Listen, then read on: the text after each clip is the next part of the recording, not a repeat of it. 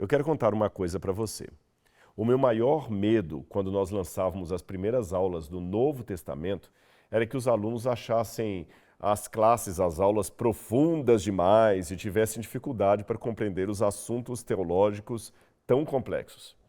Mas, para a honra e glória de Deus, qual foi a minha surpresa quando entrei na plataforma e me deparei com os seguintes comentários. Aliás, deixe-me ler alguns para você que eu tenho aqui no meu celular.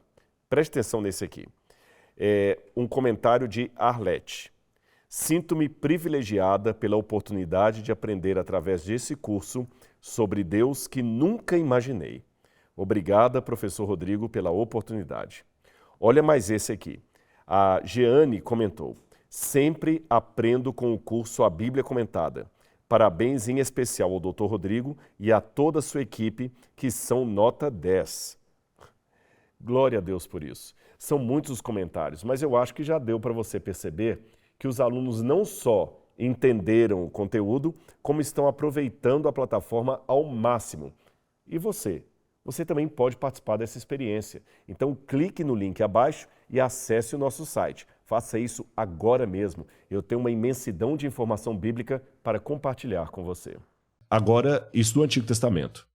E do Novo Testamento. Mas tem outras contribuições de Qumran, viu? Eu só foquei nessa para validar a questão do texto. E do Novo Testamento? Bem, no Novo Testamento a gente não tem essa perda, porque já estão se colecionando manuscritos do Novo Testamento desde o segundo século. Embora, a rigor, houve muitas queimas de Bíblia, às vezes praticadas até pela igreja. Você tinha, por exemplo, o Sínodo de Toulouse, que proibiu os cristãos de terem Bíblia e foram queimadas. Muitas Bíblias foram queimadas a mando de bispos. Isso foi terrível.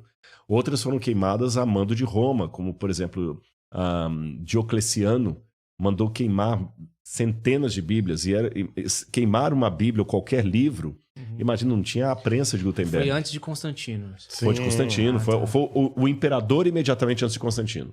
O Diocleciano, ele governa de 303 a 313. 313 ele sai, aí começa a briga pelo poder ali. Qual entre era o os nome quatro. na época de Jesus? Do imperador? Imperador. Bom, depende. Quando Jesus nasceu era Augusto César. Quando ele foi crucificado era Tibério. Tibério. Então você tem esse achado. Mas apesar dessas destruições, olha que interessante. Se eu pegar os grandes clássicos da humanidade, que foram produzidos antes da invenção da prensa de tipos de Gutenberg, as Guerras Gaulesas de Júlio César, a Ética Nicômaco de Aristóteles, a Vida dos 12 Césares de Suetônio, esses grandes livros do passado, a Ilíada de Homero, chama a minha atenção que, exceto a Ilíada de Homero, daqui a pouco eu vou falar por que exceto a Ilíada de Homero, todos esses livros, sabe quantas cópias que nós temos? 8, 32, 12... São essas, o número de cópias que você tem desses grandes livros são pouquíssimas. Se você pegar... Vou dar um exemplo aqui. Falei das Guerras Gaulesas de Júlio César. Tem 8 cópias. Nossa. E todas tardias. Então você faz 2 exercícios. A quantidade de cópias que você tem e a distância entre a cópia e o original. Ou o evento, né? Ou o evento. Né? Então, por exemplo, a Vidas Paralelas de Plutarco. Nós temos umas 10 ou 12 cópias e datadas cerca de 300 anos, 400 anos depois do original. Você entendeu? A Ilíada de Homero estão todas 2.000 e tantos anos depois do original. Não tem quase nada. E alguns não sobraram nada, por exemplo. Os escritos de Heráclito, por exemplo, não sobrou quase nada. Então, por exemplo, você pegou a Odisseia do Homero, tudo... Né? Oral. Mas essa ainda tem cópias dela. É por isso que eu falei, a Ilíada ou a Odisseia, é o mesmo livro, eu deixo separado que é o único livro da Antiguidade que eu tenho 1.000 e poucas cópias, acho que são 1.600 cópias. É o único. É o único que você tem 4 dígitos.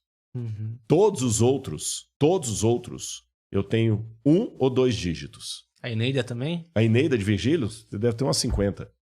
Nossa, cara. Toda, Eneida de Virgílio, tudo. São pouquíssimos. Então, quem trabalha com literatura greco-romana Sabe e vamos mais adiante, se você for mais atrás lá, o épico do Gilgamesh, deve ter umas 8 cópias.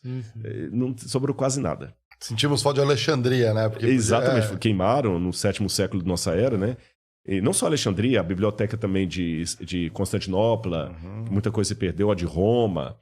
Então, com isso, não sobraram muitas cópias desses livros. Se eu for um especialista em literatura greco-romana, eu tenho que fazer um trabalho assim de fé.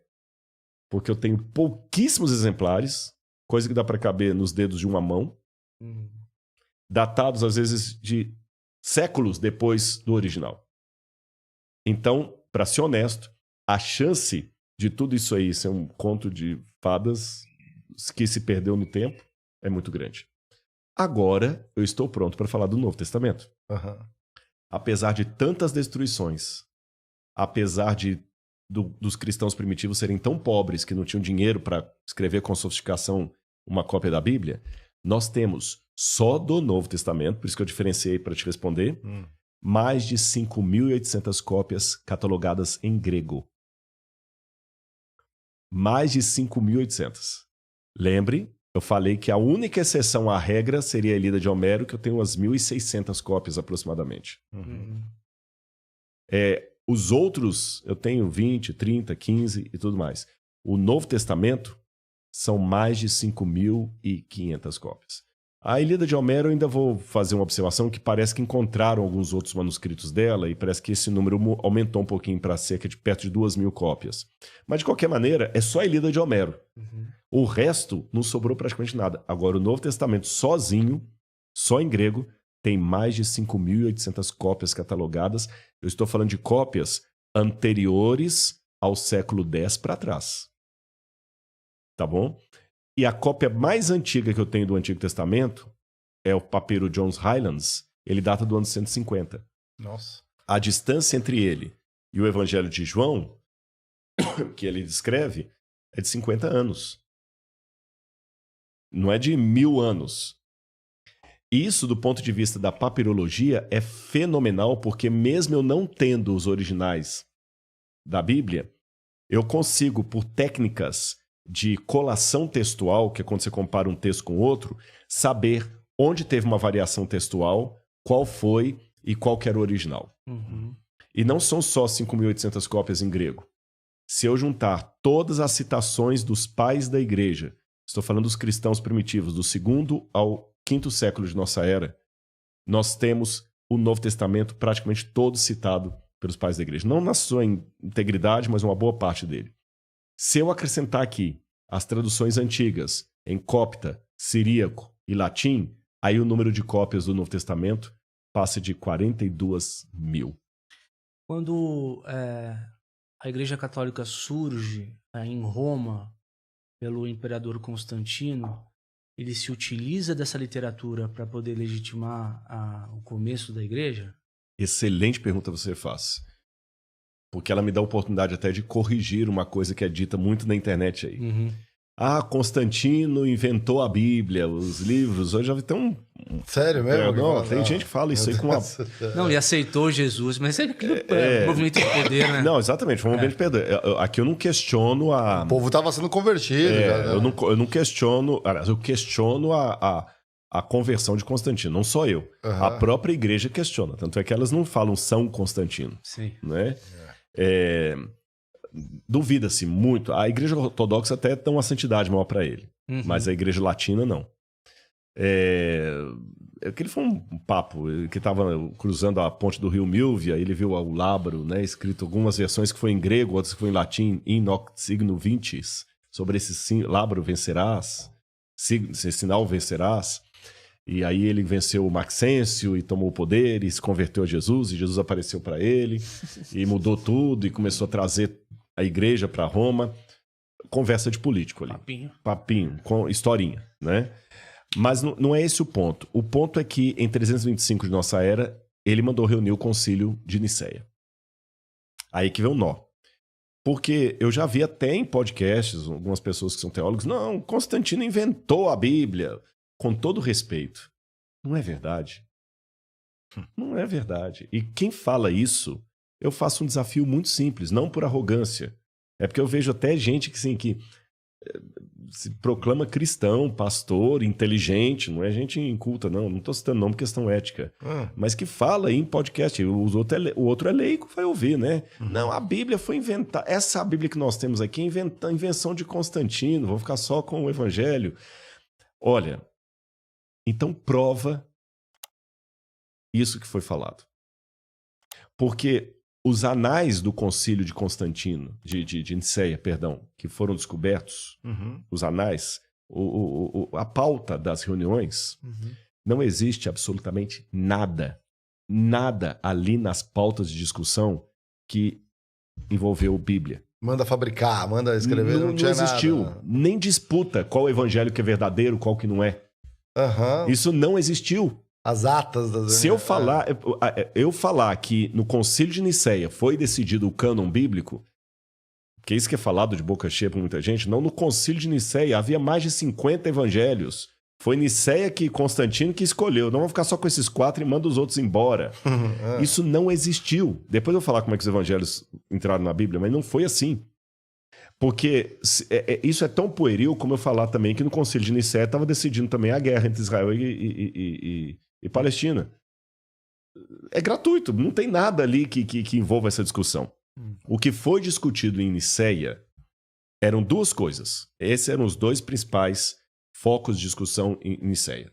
Discussão teológica, eu digo. Havia outras periféricas, mas a teológica foram o arianismo, que era uma doutrina pregada por Ário, bispo de Alexandria, sobre a pessoa de Jesus, e a querela pascal.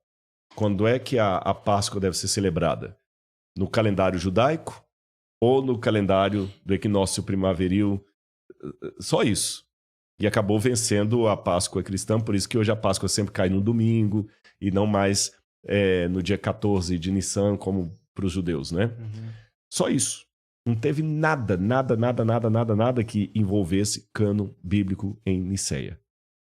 Isso não foi decidido. Nós temos o cânon já estabelecido antes de Niceia. Você tem o cânon muratoriano, que é do 2º século, ano 150. Niceia está 325. Então, não foi decidido ali. Ponto. Aí alguém fala, tá, mas o Constantino, que é a legitimidade da sua pergunta, ele não se valeu do texto para criar um cristianismo romanizado? Não.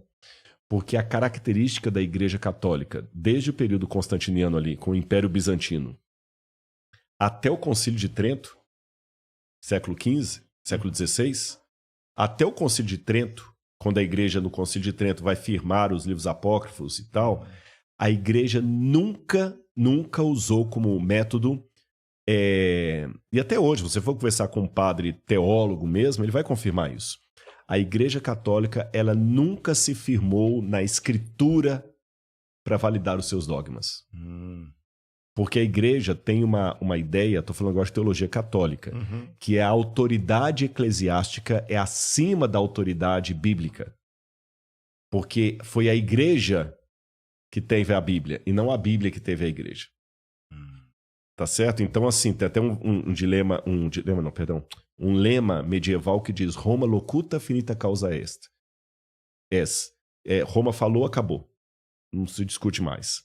Quem vai provocar a leitura da Bíblia para solidificar o seu ensino é Martinho Lutero, 1517. Com o conceito de sola gratia, sola fide, sola scriptura e solus Christus. Então, Lutero que vai trazer a questão da sola escritura, e depois de Lutero que a igreja vai começar a procurar confirmar na Bíblia os dogmas dela. Mas antes disso, a igreja não precisava da Bíblia, a igreja não incentivava que o leigo lesse a Bíblia, logo, a igreja não tinha por que adulterar a Bíblia, porque a Bíblia não era a base doutrinária do catolicismo. Estava em outros dogmas, estava na palavra. Nem na palavra, a palavra papal. O dogma estava na palavra papal. E a prova maior que a Igreja Católica não adulterou a Bíblia nesses meio tempo, eu vou dar 2 ou 3 argumentos leigos, nem são técnicos. Porque o técnico é aquele, quando eu pego toda a papirologia e vou analisando ali nos papiros. Papiros desde o 2º século até o século X. Mas eu vou deixar esse argumento técnico de lado, eu vou dar 2 ou 3 argumentos leigos. A Bíblia tem muitos... A igreja tem muitos ensinos que não estão na Bíblia. Eu vou dar um exemplo para vocês. Se você estudar o catecismo, no catecismo fala assim: então Deus disse a Moisés essas palavras, os 10 mandamentos. Amar a Deus sobre todas as coisas, não tomar seu santo nome em vão, guardar domingos e festas, honrar pai e mãe, não pecar contra a castidade. Quando você vai em Êxodo capítulo 20, em qualquer Bíblia, seja uma Bíblia de editora protestante, seja uma Bíblia de Testemunho de Jeová, seja uma Bíblia católica da Edições Paulinas, Êxodo capítulo 20 não fala guardar domingos e festas. Lembra-te do dia de sábado para santificar. O segundo mandamento, o terceiro mandamento fala: não farás imagem de escultura, nem as adorarás. Esse mandamento não está na versão do catecismo. Então, se a Igreja Católica mudasse a Bíblia para favorecer os seus ensinos, os 10 mandamentos deveriam estar diferentes na Bíblia Católica. Então, nesse aspecto, a Igreja foi honesta. Honesta em que sentido? Ela, no catecismo, ela colocou a lei de uma maneira diferente do que está na Bíblia. Mas em que sentido que eu falo que reza a honestidade da Igreja? Ela mudou no catecismo, mas ela não mudou no texto bíblico. Senão estaria o catecismo igual ao do Êxodo 20, e não diferente. Outro detalhe, a oração da Ave Maria. Ave Maria, gracia plena, benedictas tui mulieribus, benedictus fructus ventris tui, Jesus, Santa Maria Mater Dei, Dominus tecum. A oração de Maria, você tem um pedacinho que está lá no Magnífica, que é a canção, e quando o anjo cumprimenta, né? Salve Maria, ou Ave Maria, né? Mas ela não está na Bíblia na forma de uma oração Ave Maria. E essa é uma das orações mais fortes da liturgia católica. A Salve a Rainha, Mãe de Misericórdia, o credo apostólico. Se a Igreja tivesse interesse em mudar a Bíblia para favorecer os seus dogmas, a oração da Ave Maria devia estar no Novo Testamento, do jeitinho que a Igreja reza, o Salve a Rainha deveria estar ali, o Crê em Deus Pai deveria estar ali, e um monte de outras coisas que eu poderia citar. Então aqui você já vê uma comprovação que a Igreja não mudou o texto bíblico. Outro detalhe, quem copiava a maior parte dos textos bíblicos eram monges católicos que estavam no deserto. Você foi para o Egito que você falou, né? Não, no Egito não. No Egito não, nem vocês foram para o Egito. Nunca fui. No Egito você tem aos pés do Monte Sinai o monastério de Santa Catarina, que é da época de Justiniano, se não me engano. E os padres ficavam ali copiando. E o lema dos monastérios, dos mosteiros, era ora et labora. Reze e trabalhe. O padre ele não tinha mulher, não tinha cidade, ele ficava ali, enclausurado, copiando o livro, trabalhando na horta e copiando o livro. Fico meio assustado que eu lembro daquele filme O Nome da Rosa. O Nome da Rosa, mais ou menos aquilo. Só que o Nome da Rosa, exatamente. Só que o Nome da Rosa era um mosteiro dentro da cidade. Sim. Mas o mosteiro que ficava lá no deserto, ali era deserto mesmo, eles não tinham internet. Aliás, até hoje, muitos... Eu fui gravar agora lá na Grécia, a gente teve que mandar fax para os padres lá, porque eles não tinham WhatsApp, não tinha e-mail, não tinha nada. Fax, teve que mandar um fax. Eu sei mandar um fax. Agora, veja bem. É porque eles não tinham até hoje. Então, imagina, naquela época, os padres, os monges do deserto, não sabiam nem quem que era o Papa. Entendeu? Se o Papa morresse e fosse substituído, a notícia só ia chegar lá no deserto uns 4, 5 anos depois. Porque eles não tinham contato com o mundo exterior. Nesse aspecto, esses textos que eles iam copiando no deserto, eles copiavam como estava e ficava na prateleira deles lá. Não vinha uma ordem de Roma assim, olha, modifiquem agora São João 3,16 para acrescentar isso e tal. Ou seja, não estavam sendo produzidos em paralelo e da mesma forma, ou seja, não teve uma... Não, e quando tinha... E também fica difícil alterar, já depois que foi difundido, como que você vai fazer uma alteração? Quando tinha uma escorregadela lá do copista, a gente percebe, você entendeu? E até um interessante, o Códex Vaticano... Imagino que outros da mesma época... Da mesma época, olha só, o cara pisou na bola. Você tem vários critérios técnicos, e o Códex Vaticano tem um pedaço lá que fala o seguinte, um copista que estava usando aquele texto ali para corrigir, ou que ele corrigia ou para usar outro, ele escreveu com uma outra letra do lado assim, uma escólia. Escólia são anotações que estão do lado do manuscrito. Ó idiota, não altere o texto original desde como está. Olha só. Então eles tinham esse cuidado. Então, desses dois argumentos aqui, que para mim já são mais do que fortes, fora o argumento técnico da colação textual, para dizer que é mito dizer que a igreja ficou somebody love, mestre, mudando o texto a seu bel prazer, de tal modo que nós não saibamos.